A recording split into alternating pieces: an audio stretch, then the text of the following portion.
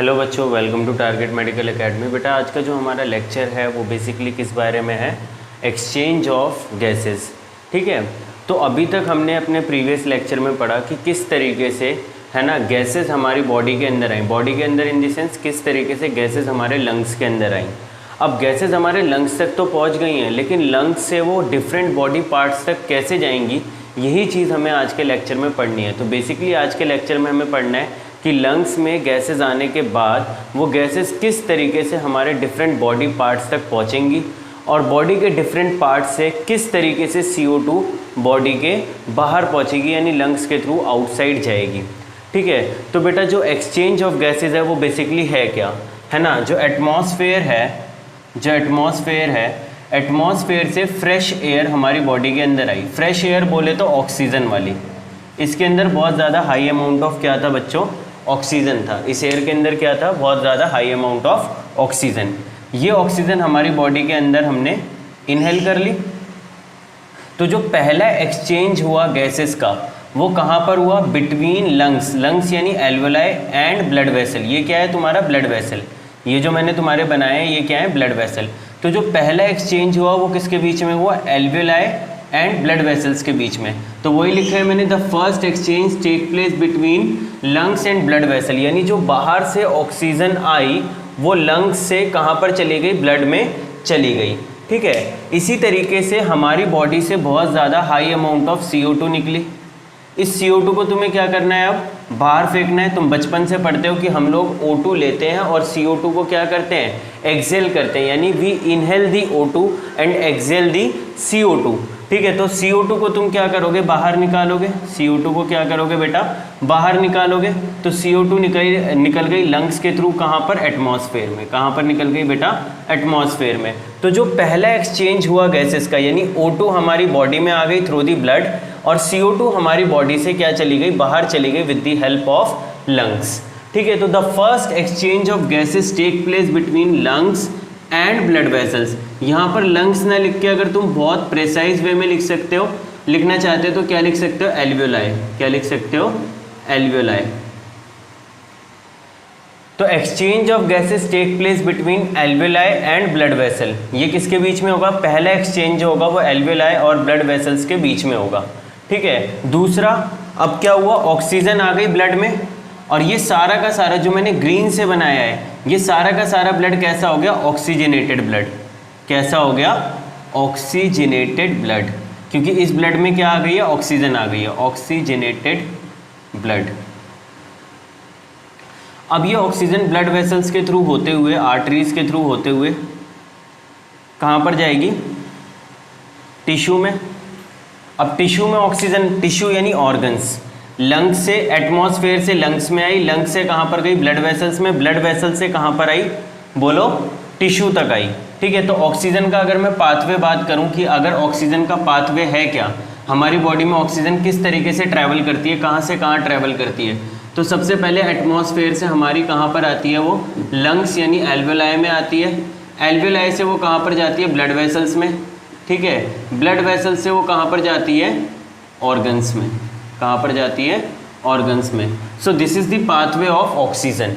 ठीक है, ऑर्गन्स में आ गई ऑक्सीजन, ऑक्सीजन यहाँ पर आ चुकी है अब। ठीक है जी, अब ऑक्सीजन का काम क्या है? ऑर्गन्स क्यों ऑक्सीजन चाहते हैं, ऑर्गन्स को क्यों ऑक्सीजन चाहिए, वो पढ़ते हैं। तो बेटा क्या होता है, हमारी पूरी बॉडी को एनर्जी चाहिए होती है और एनर्जी किससे मिलती है? ग्लूकोज से, C6H12O6। और ये ग्लूकोज तब तक टूट के एनर्जी नहीं देता जब तक ऑक्सीजन नहीं आ जाती, यानी ग्लूकोज रिएक्ट करता है किससे? ऑक्सीजन से, और क्या देता है हमें? High amount of energy. तो सबको पता लग गया होगा कि एनर्जी कहाँ से मिलती है? ग्लूकोज से। और कैसे मिलती है? ऑक्सीजन की प्रेजेंस में। अगर ऑक्सीजन नहीं होगी तो तुम्हें हाई अमाउंट ऑफ एनर्जी नहीं मिलेगी। तो जब ग्लूकोज ऑक्सीजन के प्रेजेंस में टूटता है तो निकलता क्या है? CO2। और CO2 तुम्हारी बॉडी के लिए क्या होता है? बहुत ज़्यादा टॉक्सिक होता है। टॉक्सिक यानी जहरीला होता है। इस CO2 को तुम्हें फटाफट क्या करना है? अपनी बॉडी से बाहर निकालना है। तो अब ब्लड में ऑक्सीजन की क्या हो गई? कमी, क्योंकि ऑक्सीजन तो यूटिलाइज हो गई, ऑर्गन्स में यूटिलाइज हो गई ऑक्सीजन, और ऑर्गन्स में बना क्या? CO2। तो अब ब्लड के अंदर क्या मिक्स हो गई? CO2। तो ये सारा ब्लड कैसा बन गया? Deoxygenated blood. कैसा बन गया? Deoxygenated blood. Deoxygenated blood. ठीक है जी। तो अब ये जो डीऑक्सीजनेटेड ब्लड है ये CO2 को कैरी करके ले जाएगा, CO2 को कैरी करके ले जाएगा from organs to blood vessel and from blood vessels to alveoli and from alveoli to atmosphere. यानी CO2 का जो पाथवे हो गया वो जस्ट अपोजिट हो गया किसके, O2 के। तो CO2 कैसे जाएगी, सबसे पहले ऑर्गन्स, क्योंकि ऑर्गन्स में बनी है, ऑर्गन्स से कहाँ पर जाएगी, ब्लड वेसल्स में जाएगी, और ब्लड वेसल से कहाँ पर जाएगी, एल्वेलाई में, एल्वेलाई यानी लंग्स में चली जाएगी, लिख लो ब्रैकेट में लंग्स, और लंग्स के थ्रू फिर जब तुम सांस छोड़ोगे तो ये CO2 क्या करेगी, तुम्हारी बॉडी से बाहर निकल जाएगी, यानी एटमॉस्फेयर में चली जाएगी। कहाँ चली जाएगी, एटमॉस्फेयर में। ठीक है जी। So these are the pathway of O2 and CO2, O2 and CO2। अब बेटा ये जो गैस का एक्सचेंज होता है, ये जो गैस का एक्सचेंज होता है ये तीन चीज़ पे डिपेंड करता है, ये तीन चीज़ पे डिपेंड करता है। सबसे पहला, अगर ये हमारे लंग्स की सरफेस, ऊपर वाली है हमारे लंग्स की सरफेस, और ये है नीचे हमारे ब्लड वेसल, ये है ब्लड वेसल। तो ऑक्सीजन को यहाँ से पेनिट्रेट करके कहाँ पर जाना है, बोलो, ब्लड वेसल्स में जाना है। यहाँ से पेनिट्रेट करके कहाँ पर जाना है, ब्लड वेसल। अब ये जो मेम्ब्रेन है ये जितनी थिक होगी उतना ही ज़्यादा ऑक्सीजन कम ट्रैवल करेगी, उतना ही ज़्यादा ऑक्सीजन कम ट्रैवल करेगी। मतलब अगर मैं कहूँ मुझे यहाँ से यहाँ पानी डालना है और मैंने 1 गिलास पानी डाला, वो आसानी से चला जाएगा। ठीक है। अब मैंने जो मेम्ब्रेन थी यानी ये जो फॉर्म था इसे बढ़ा दिया, फॉर्म को इतना कर दिया। अब फिर से मैंने 1 गिलास पानी डाला, अब वो जो 1 गिलास पानी है वो थोड़ी देर में नीचे आएगा। लेकिन अगर मेम्ब्रेन जब पतली थी तो जो पानी था 1 गिलास पानी वो आसानी से 1 सेकंड के अंदर नीचे आ गया। तो यानी मेरे कहने का मतलब है जितनी पतली मेम्ब्रेन होगी उतनी ज़्यादा आसानी से गैस क्या हो जाएगी, एक्सचेंज हो जाएगी। यानी जितनी पतली वाली मेम्ब्रेन होगी उतनी आसानी से O2 अंदर इंटर कर जाएगी। इस मेम्ब्रेन को हम बोलते हैं डिफ्यूज़न मेम्ब्रेन। क्या बोलते हैं, डिफ्यूज़न मेम्ब्रेन। डिफ्यूज़न मेम्ब्रेन 3 चीज़ की बनी होती है। सबसे पहला एक तो एल्वेलाई की सरफेस हो गई, एल्वेलाई के सरफेस पे क्या होते हैं, स्क्वामस एपिथेलियम सेल। कौन से, स्क्वामस एपिथेलियम सेल। इन दोनों के बीच में बेसमेंट मेम्ब्रेन, कौन सी मेम्ब्रेन, बेसमेंट मेम्ब्रेन। और तीसरी सरफेस कौन सी है, ब्लड वेसल की। तो ऑक्सीजन को 3 सरफेस को पेनिट्रेट करते हुए अंदर आना है। सबसे पहले squamous epithelium of alveoli, basement membrane between the two, and endothelial cell of blood vessel, endothelial cells of blood vessel, endothelial cells of blood vessels.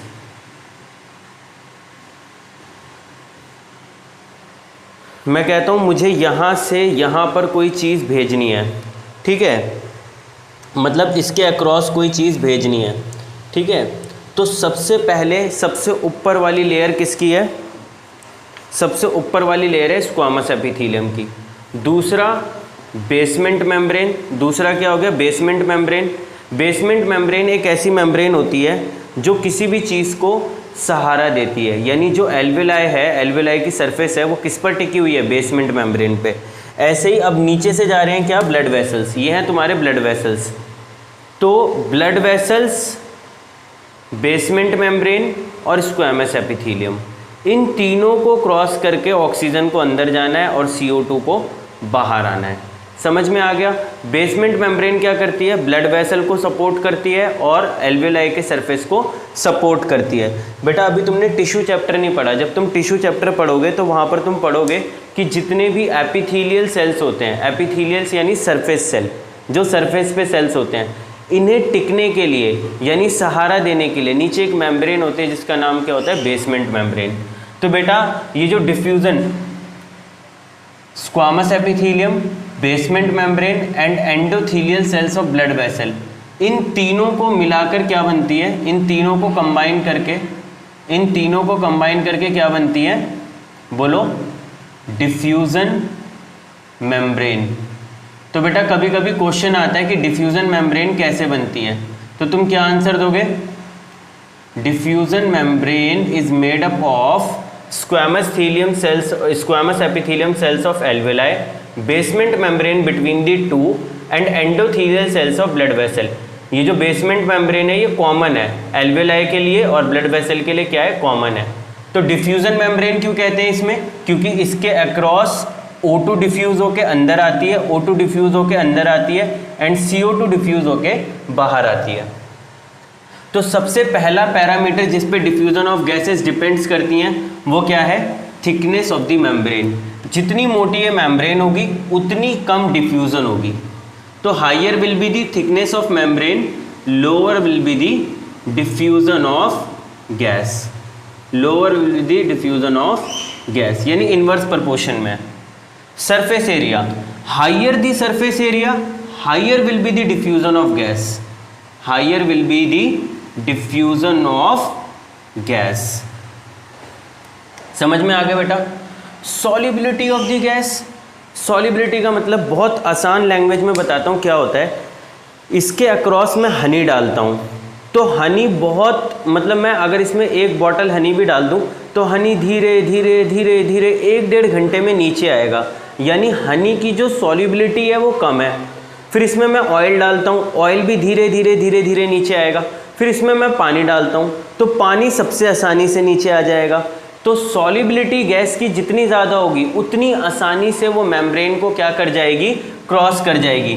तो higher will be the solubility of gas, higher will be the diffusion of gas, higher will be the diffusion of gas. अब बेटा solubility of gas को कैसे measure करते हैं, जैसे मैंने बोला कि पानी, ऑयल और क्या कहते हैं हनी, इनकी सॉल्युबिलिटी तो हमने मेज़र कर ली इनकी थिकनेस से कि हनी बहुत ज़्यादा थिक होता है तो वो कम सॉल्युबल है, पानी बहुत कम थिक होता है तो ज़्यादा सॉल्युबल है। लेकिन गैस को तो तुम छू नहीं सकते हाथ से, तो तुम कैसे बताओगे गैस थिक है या कैसी है। तो गैस की जो सॉल्युबिलिटी मेज़र करते हैं वो हम मेज़र करते हैं प्रेशर से। किससे, प्रेशर से। जिस गैस का जितना ज़्यादा पार्शियल प्रेशर होगा उसका डिफ्यूज़न उतना ही ज़्यादा होगा, यानी जिस गैस का प्रेशर जितना ज़्यादा होगा उसका डिफ्यूज़न उतना ही ज़्यादा होगा। फॉर एग्ज़ाम्पल, बहुत छोटा सा एग्जांपल देता हूँ, जो तुम कोल्ड ड्रिंक्स पीते हो, कोल्ड ड्रिंक्स, ठीक है, उसमें CO2 को भरते हैं, CO2 को भरते हैं एट हाई प्रेशर।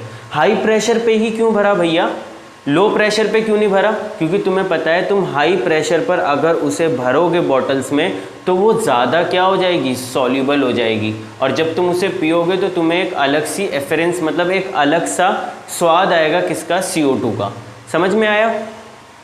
तो diffusion of gas depends upon the 3 parameters, यानी एक गैस यहाँ से अंदर आएगी या नहीं आएगी वो 3 चीज़ पे डिपेंड करेगी कि मेम्ब्रेन की थिकनेस कितनी है, दूसरा ये सरफेस एरिया कितना है। मैं बोलता हूँ कि मेरे पास 100 स्क्वायर फीट की ज़मीन है, उसमें 2 बच्चे क्रिकेट खेल पाते हैं।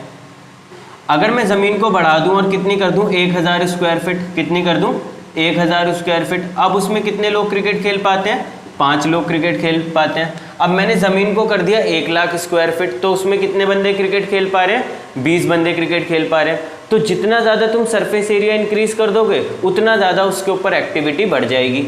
अगर यहाँ पर छोटा सा सरफेस एरिया है तो कुछ ही ऑक्सीजन के मॉलिक्यूल अंदर आ पाएंगे, लेकिन तुमने सरफेस एरिया को बहुत बड़ा कर दिया तो इधर से भी ऑक्सीजन आएगा, इधर से भी ऑक्सीजन आएगा, इधर से भी ऑक्सीजन आएगा, इधर से भी ऑक्सीजन आएगा, इधर से भी आएगा, इधर से भी आएगा, इधर से भी आएगा। तो higher will be the surface area, higher will be the exchange of gas, यानी डिफ्यूजन ऑफ गैस। एक्सचेंज बोल लो चाहे डिफ्यूजन बोल लो, बेटा बात एक है। अब मैंने तुम्हें बताया था कि डिफ्यूजन मेम्ब्रेन क्या है। डिफ्यूजन मेम्ब्रेन क्या है, diffusion membrane is made up of 3 type of cells, मतलब 3 लेयर से बनी हुई है। सबसे पहले स्क्वामस एपिथेलियम, दूसरी basement membrane between the 2 and last endothelial cells of blood vessels. तो diffusion membrane is made up of 3 layers, मतलब डिफ्यूजन मेम्ब्रेन के अंदर 3 लेयर होती हैं। अभी बताया ना मैंने, ये इन तीनों को मिलाकर मैंने क्या बना दी, डिफ्यूजन मेम्ब्रेन। तो कोई तुमसे पूछे डिफ्यूजन मेम्ब्रेन में कितनी लेयर है, तुम बोलोगे भैया squamous epithelium of alveoli, basement membrane between the 2 and endothelial cells of the blood vessel. ठीक है जी, ये 3 लेयर्स होती हैं किसमें, डिफ्यूजन मेम्ब्रेन में। ठीक है बच्चों, तो आज का जो टॉपिक था हमारा एक्सचेंज ऑफ गैसेस, वो हमने कंप्लीट कर लिया है। ठीक है, अब क्वेश्चन किस तरीके से, बहुत सारे बच्चे सोच रहे होंगे सर समझ तो आ गए लेकिन क्वेश्चन किस तरीके से आएगा हमें समझ में नहीं आया। तो क्वेश्चन कैसे आता है, तुमसे डायरेक्टली पूछ लेते हैं व्हाट इज डिफ्यूजन मेम्ब्रेन। तो तुम बताओगे diffusion membrane is made up of 3 layers, है ना, तीनों लेयर्स के नाम लिखोगे, है ना, और इसके थ्रू क्या होती हैं, गैसेस क्या होती हैं, एक्सचेंज होती हैं। तो डिफ्यूजन मेम्ब्रेन की डेफिनेशन आ जाती है। या फिर तुमसे पूछते हैं कि डिफ्यूजन,